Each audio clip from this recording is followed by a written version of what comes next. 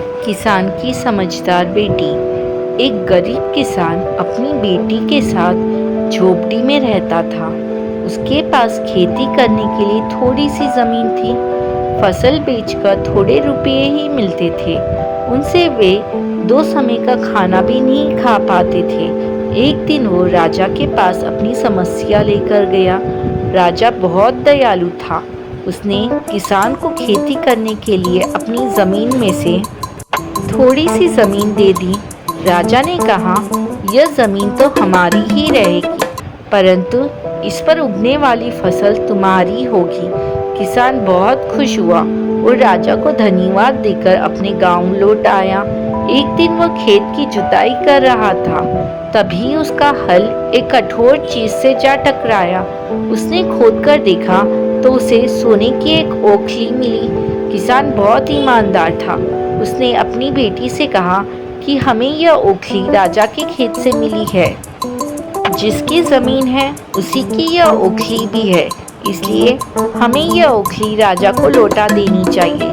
लेकिन किसान की बेटी बोली कि नहीं पिताजी, आप ऐसा ना करें। आपको केवल ओखली ही मिली है। अगर राजा ने आपसे इसकी सोने की मूसली भी मांगी तो आप क्या करेंगे? इसलिए आप इस ओखली को अपने ही पास रख लीजिए। परंतु किसान को अपनी बेटी की यह बात अच्छी नहीं लगी। वो राजा के पास ओखली लेकर जा पहुंचा। दरबार में वैसा ही हुआ जैसा कि उसकी बेटी ने कहा था। राजा ने सोचा कि किसान ने लालच में आकर मूसल अपने पास रख ली है। बेचारा किसान राजा को सोने की मूसल कहाँ से लाकर देता।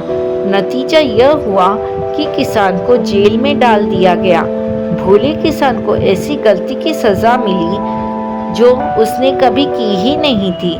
लेटे लेटे वो दिन रात रोता रहता था और यही कहता था कि काश मैंने अपनी बेटी की बात मान ली होती। एक दिन राजा ने उसे यह कहते हुए सुन लिया। फिर उन्होंने किसान से पूछा कि आखिर वो ऐसा क्यों कह रहा है।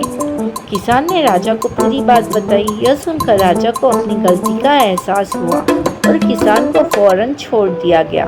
उसकी बेटी को राजा ने अपने दरबार में बुलाया।